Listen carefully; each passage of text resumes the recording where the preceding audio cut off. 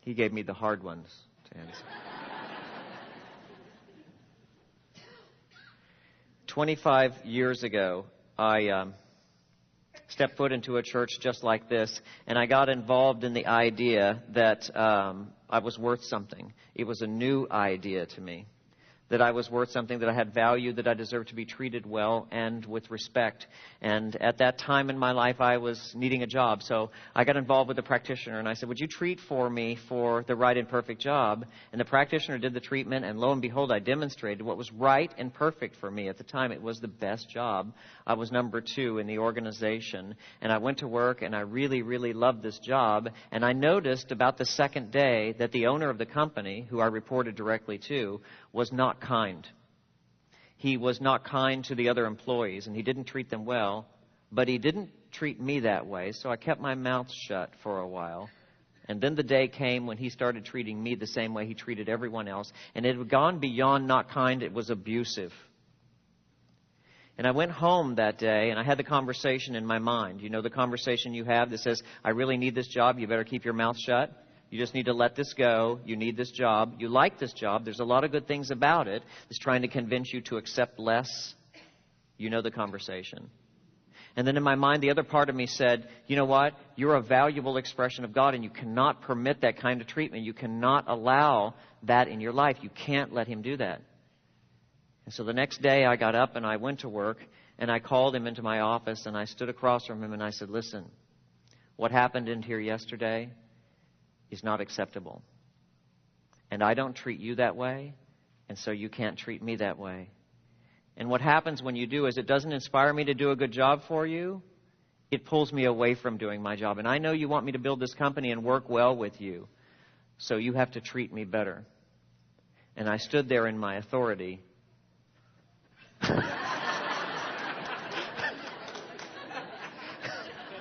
Standing firmly.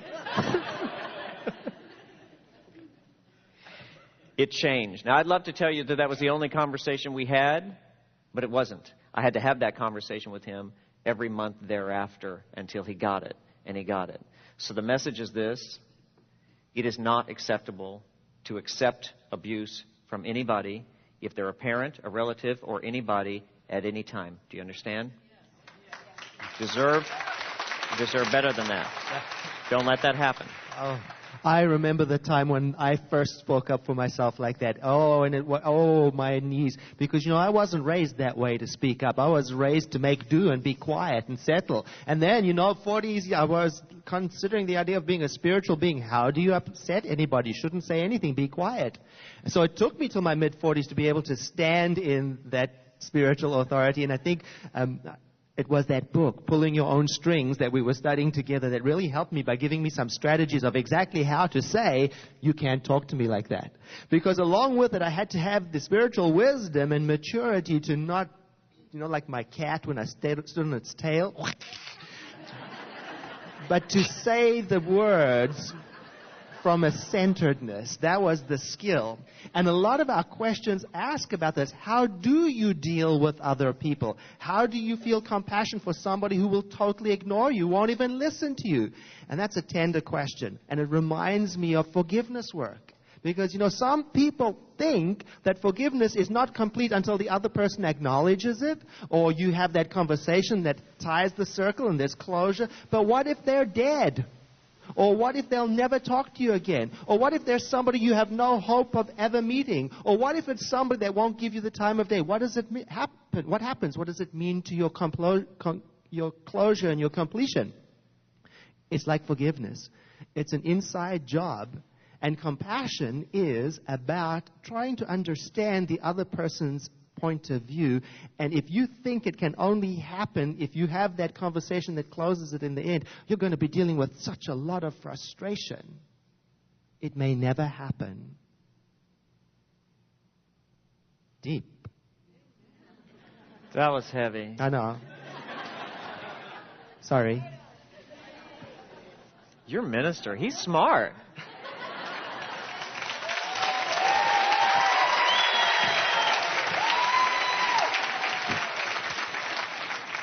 Who knew?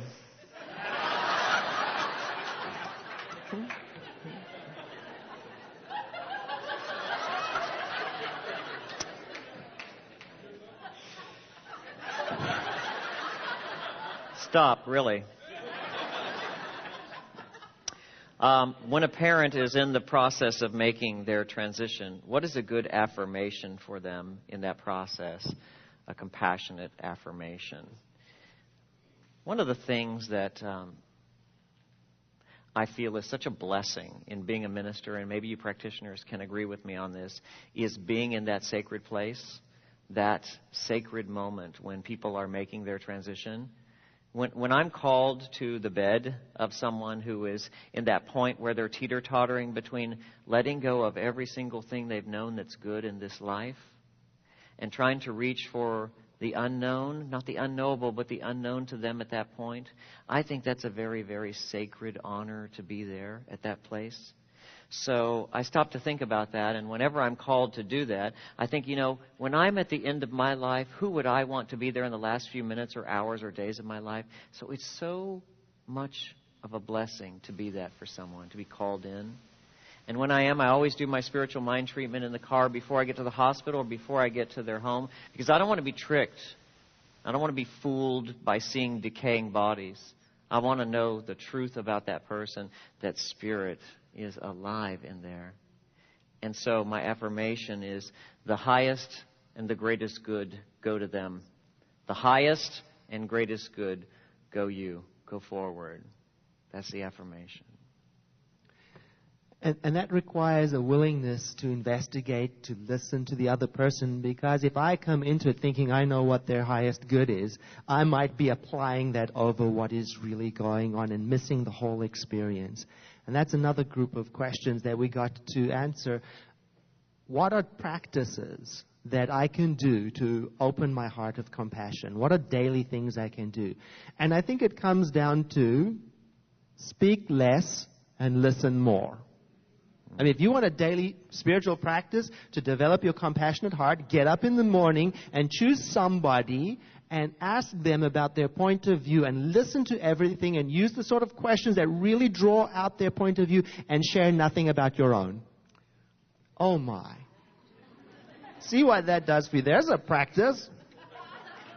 Because the other set of questions have to do with how do we get other people to understand? How do we get TV addicts to stop watching? How do we get people to do this? And you know what?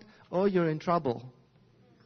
Because have you ever been on the other side of that energy of wanting to be gotten to understand something? There's a push in it that is uncomfortable and unfriendly. There's no compassion in it. So a lot of metaphysics is, let me move as best as I can into my own business. Wow.